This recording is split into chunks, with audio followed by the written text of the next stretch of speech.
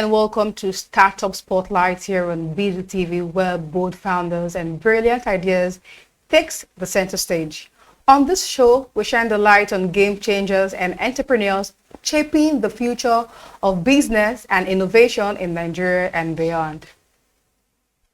Imagine living in a community where the nurse doctor is hours away and a simple health concern can quickly turn into a life-threatening emergency. For millions across Nigeria and beyond, this isn't just a story, it's their daily reality. But what if I told you that a bold idea is changing that narrative? An innovative startup has stepped in with a mission to bring quality, affordable primary health care right to the doorsteps of communities that have long been left behind. Today on Startup Spotlight, we'll be discussing innovative startup bringing affordable primary care to unreached communities. My name is Gloria Brown, and joining me today is Dr. Folake Kofo-Idowu. She is a double board certified physician in internal medicine and infectious diseases. She is the founder and CEO of Iyewo, a Lagos-based startup delivering insurance-backed community focused on primary care to the informal sector. Dr. Folake, welcome to Startup Spotlight. It's a pleasure to have you joining us. It's a pleasure to be By the here. way, you look very, very amazing. Thank you. So let me start by asking you the meaning of Iyewo and what really inspired you. You're a medical doctor and you have a career in medical and research, Yeah. and then you were in the US, and then you came all over to Nigeria to start up Iyewo. What really inspired you, and what's the meaning behind the name? Thank you very much for having me, first of all. So the name Iyewo means to check, to interrogate, to ask questions, to inquire. But it actually didn't even start from wanting to ask. For me, when I had the vision of what I wanted to do and what I wanted it to be, I wanted it to, in my head, it represented like a triumph, like a tree that was growing against all odds. And what came to me was a big tree, and a tree grows and then it has the branches. I saw a World Cup trophy that, in a way, even though it wasn't branching out, but there was a bigger head. And also I thought about the woman's uterus, right? It kind of has that shape. It's nurturing, it's protecting, it's providing. And it took me to mother, Iya, in Yoruba. And in some dialect of Yoruba, they call it Iye, right? But also Iye means to survive, means to thrive, means to triumph. So the name kind of started around Iye. And as I just mulled over it, I came up with Iyewo. So in terms of, just what inspired me, for me personally, it was two things. I needed a change of scenery for so many reasons. And as many physicians in the US will tell you something similar, maybe not necessarily, but they needed a change. They need a change. I needed a change of scenery. And luckily, I had kind of started this passion project from a nonprofit angle, and I was tweaking it to be more sustainable and founded a social enterprise. I was going back and forth a lot, and I realized the business really needed me. It's like a baby, you need to sit with it, you need to nurture. There's only so many meetings, so many things you can see when you are building a good foundation. And I knew that I needed to find a way to spend time with it. And I think once I found the avenue, I took that opportunity. From what you said now, it all shows that you started this out of passion you had for primary care. And I want to know, you have an experience in infectious disease and also in other areas. What really shaped your vision in the regards of primary care to undeserved communities? I believe there is something that triggered you, you understand? Yes. There's something that pushed you toward that vision. So first of all, primary care is like the baseline health care that everybody should have.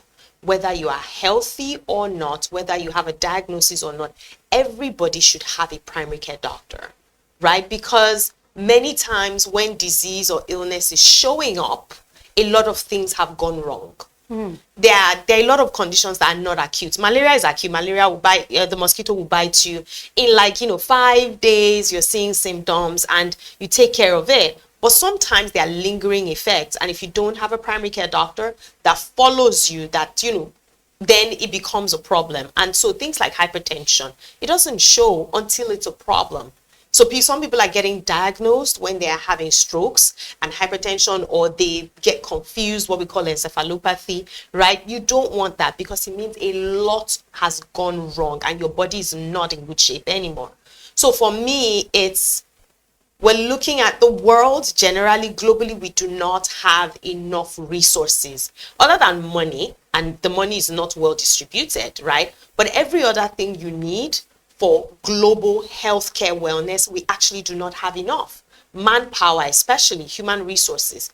So you have to look at what is the best way to distribute the little we have, and how can we keep more people healthy. Research has shown in countries that it's been done well, where you have a strong, solid primary care system, it takes care of 90% of the country's health issues, because you're able to prevent a lot of things. You're able to catch and manage early, for cheaper also, for the individual, for the community, for the government, right? Because I tell my clients, when you fall sick, you're losing money twice.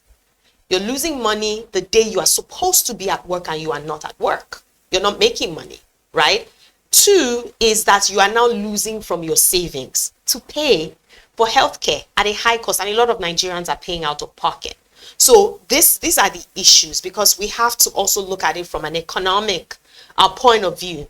The informal sector in Nigeria holds over 70% of our workforce, and these people are largely uncovered, and these are the people who drive our revenue, right? The bustling economy we keep talking about.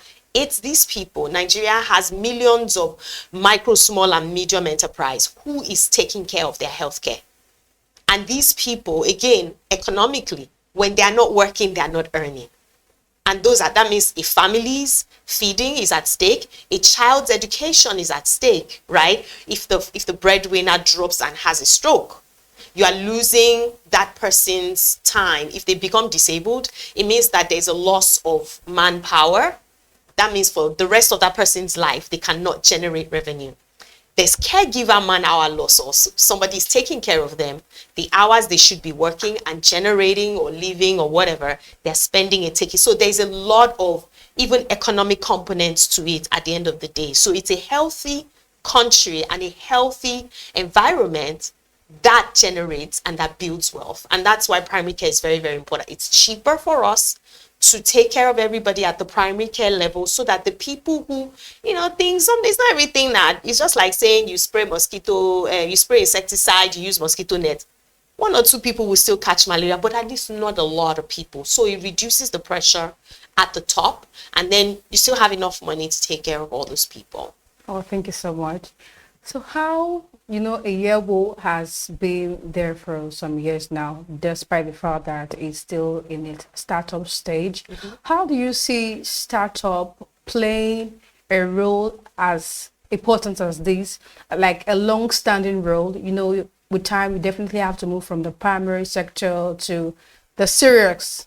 You know what I mean, right? Yes. To the serious part where, people have to come with different illness now looking beyond the primary care you initially started giving. So how do you bring in profit for startups? You started this thing with the passion you have. You wanted to do something that was inside of you. But now for startups looking forward to going to something like this, how can they start the funding part, and also how can they keep it long standing in the social issues like healthcare?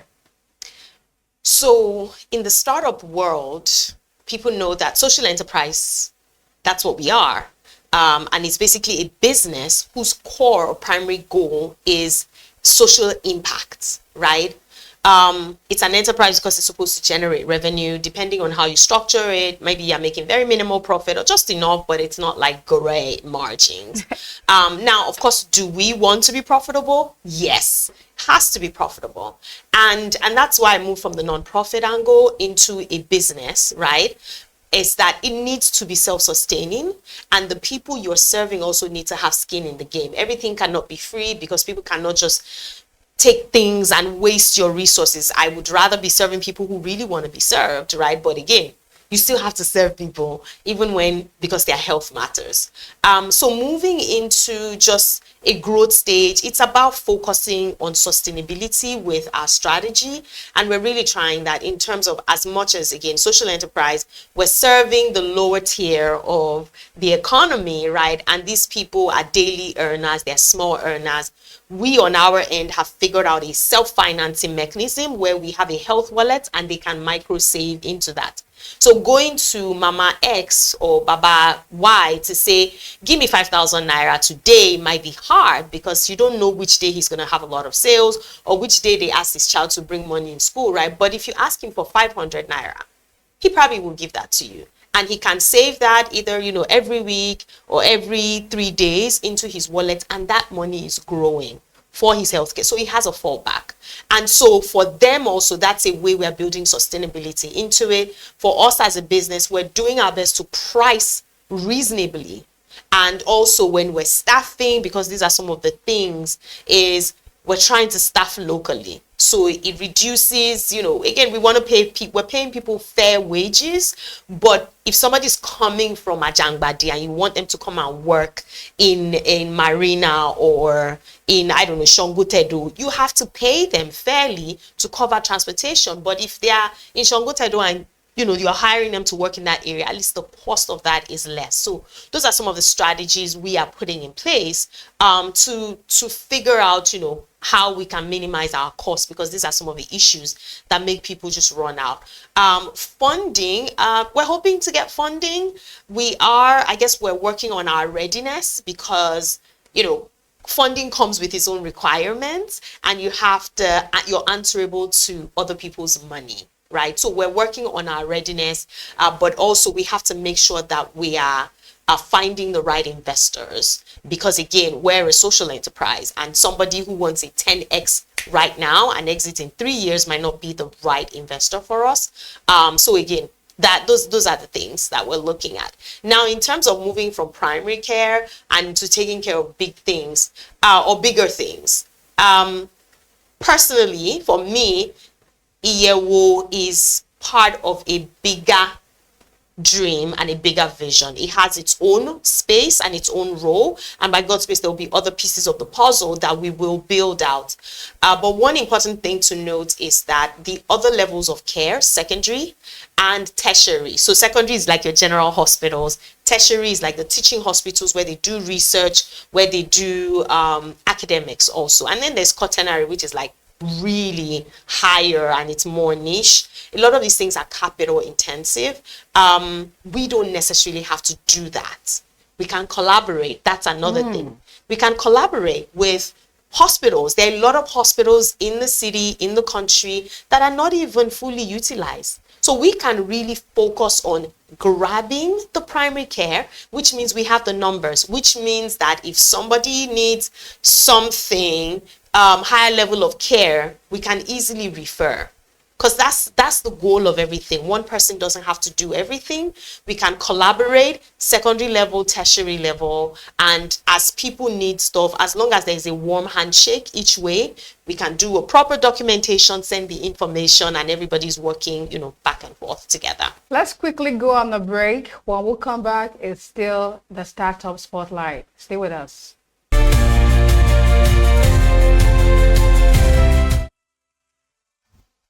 Welcome right back to Startup Spotlight. If you're just joining us, we've been discussing the topic, innovative startup bringing affordable primary care to unreached communities, with Dr. Folake Kofo-Idowu.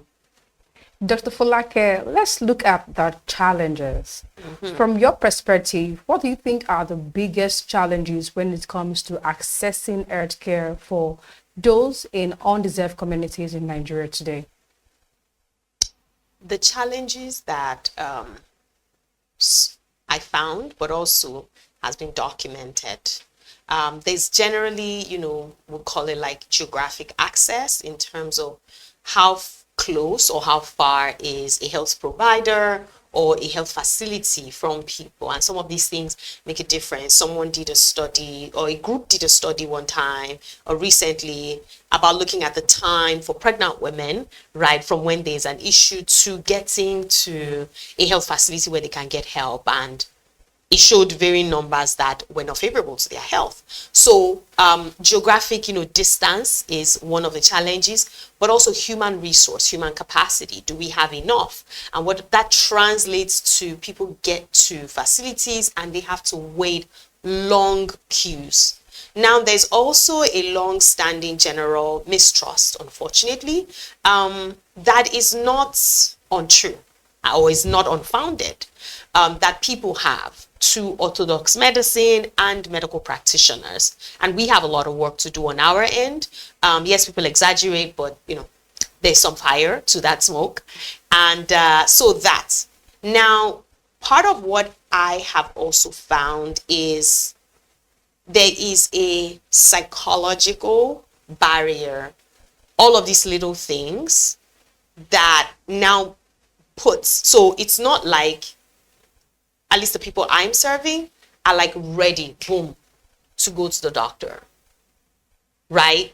They are still not that willing because, and that's been one of our own work that we've had to do, is get over that psychological barrier that they have where they don't trust you, you guys are too stressful, and you guys keep making them spend money, but I think what they've appreciated, and they feel like people don't care about them, right? So the challenges are, the people are now uninterested in patronizing you, or aka the medical community, orthodox medicine, uninterested in patronizing you unless it is catastrophic.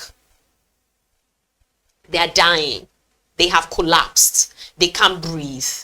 And they know that the chemists cannot solve breathing problems when you are gasping for air. So they come to you when it is too late. And again, that feeds into the cycle, because now they come to you when it's too late and they're like, we took her to the hospital and she still died there. But you took her to the hospital when she was dying, right? So it's a vicious cycle, and we have to break that cycle. And primary care is a good way, because can we get there, build trust? They don't trust the medical community. Can we build trust, and can we prevent all these catastrophic illnesses where people can see value? And what we have found being on ground is, we were at Oyinbo Market signing up people. I was there on Monday, and one woman was saying, she's like, she was saying it in Yoruba, me, I'm not going to go to the hospital. So it's even good that she said it. And a lot of them did not say it. Like, they were like, thank God you came, because I'm not ready to leave my market. I don't have time. Kiniko. And you check her blood pressure is 188/130. You check the blood sugar is 400, right? And you're treating them there, and they're seeing the changes. There's someone we took care of. Blood pressure was 200, 120 something. And they gave her medication in the market. And the next day she came, she was walking differently. She said before she couldn't walk without pausing, going to her bathroom, walking through the market. She had to keep sitting down. So she would do as if she's greeting people, but she's actually resting. And she was like, she could walk to the end of the street now. Her headache was gone. So it's like that shift, that transformation, but also them knowing that somebody cares. Because again, they go like, we go to the hospital, the nurses are shouting at us, the doctor is cold. Yes, because they're overworked, they are stressed. So it's like you're coming with gas and they give you both, and everybody doesn't like each other. So we're trying to just, how can we calm the tension down? So yeah. But aside all of that, there's a gross infrastructural deficit, right? There's human capacity, in Nigeria right now, just general health workers, going from doctors, specialists to healthcare assistants combined, we have less than 2 to 1,000 people. It's not enough at all. And, everybody knows the Jackpot story. And I'm not going to tell anyone not to leave. You deserve a better life, and you deserve to get better education or better training. I did, and I'm more useful, right? I'm more useful and more valuable to my country. So if you're going, try to come back or try to give back. But talking about, human capacity or human resource deficit, we have a lot of that. But infrastructure is also very, very lacking. And infrastructure is not just about buildings. We have healthcare buildings that are underutilized. Even in Lagos, here, that are underutilized, that have been emptied because we did not put the proper structure and processes, a proper system and processes in place to make sure those things are running. I remember I was a house officer or I was a medical student, and they put computers everywhere. Somehow somebody forgot that computers need internet to work. Right? People go abroad and like, oh yes, I saw this system, let us set it up. You buy computers and your contractors are probably shady or not, but you're not putting the right people in building the right implementation plan. So you put computers, you want to digitize, but there's no internet, there's no power supply, a lot of those things. You are collecting information, where you're storing people's information.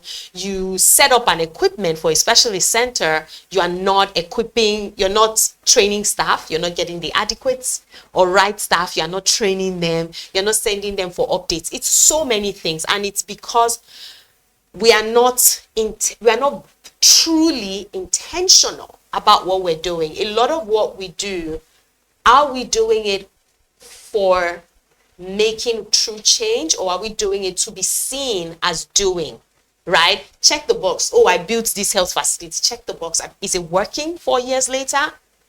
Because those things matter.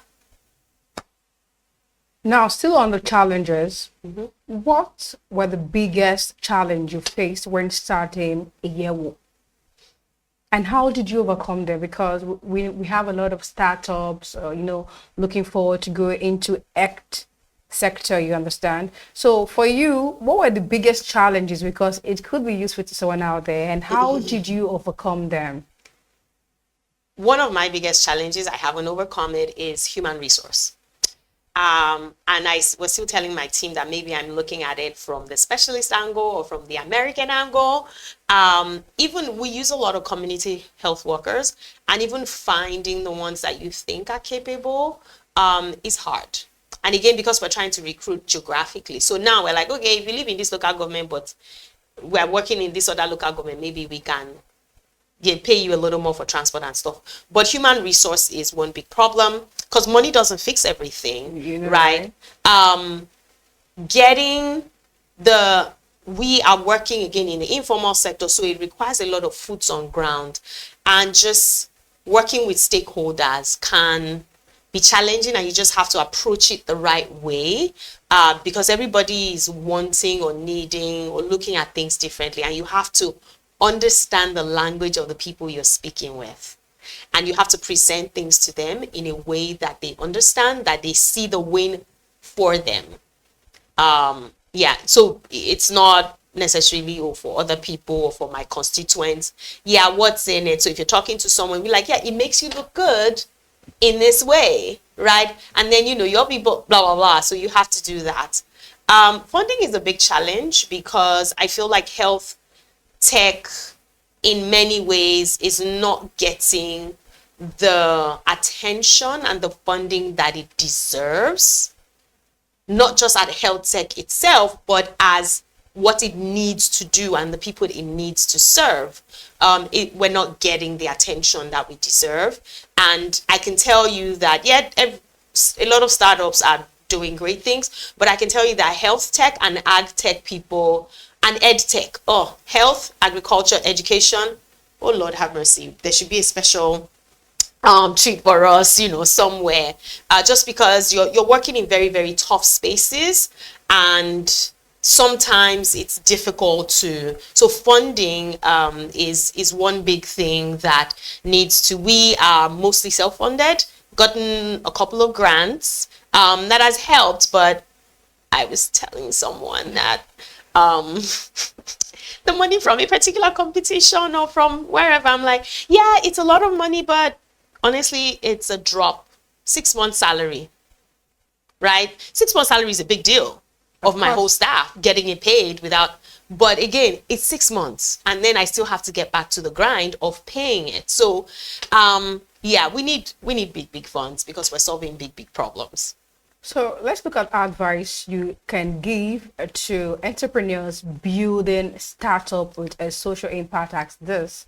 What advice could you give to them? I would say find your community, find your people, because it's hard when you are building something that you see the vision, you see where you're going, and everything else around you is telling you, what are you doing? What do you think you're doing? So finding your community is very important, and that helps because a lot of peer-to-peer learning, you learn from other people's mistakes. There are people who have had to pivot, switch their business model or switch their business entirely. And you have to just work with people, talk to people, collaborate also. You don't have to solve all the problems. And a lot of the problems we are solving, the solutions are not necessarily non-existent. We are probably retooling or reutilizing something that's been used. For instance, for my own target community, we're talking about a health savings wallet. I'm sure the average Nigerian knows what Ajo Isusu is. So the concept of Isusu for your healthcare wouldn't be so foreign, right? So we're just repurposing what is already existing. So you have to also do a good landscape assessment, what exists, and look at what can you improve. Yes, there are some things that you need to bring in, something that has never been seen, never been done before. But I think I can say that for most of the problems, there's someone doing something similar, and you just need to talk to people. And a friend of mine posted something that was saying, talk about the problem you're solving. Talk about it a lot, because as you talk about it, you will find people who will give you insights, solutions, connections, something. Be like, oh wait, this problem you're having, I know somebody that's doing this, and boom, problem solved. But a closed mouth doesn't get fed. And a lot of people are afraid. You talk about, see, people will steal your business idea. First of all, if it's a good idea, somebody else is already doing something similar. So just do your thing. Thank you so much. A very big thank you to you, Dr. Folake Kofo-Idowu, for sharing such valuable insight. Thank you so much. Thank you for having me. And that brings us to the close of another inspiring edition of Startup Spotlight. My name is Gloria Brown, and it's been a pleasure having you with us. Remember, your startup story could be the next spotlight. Until next time, keep dreaming big, keep building, and keep watching BusinessDay television.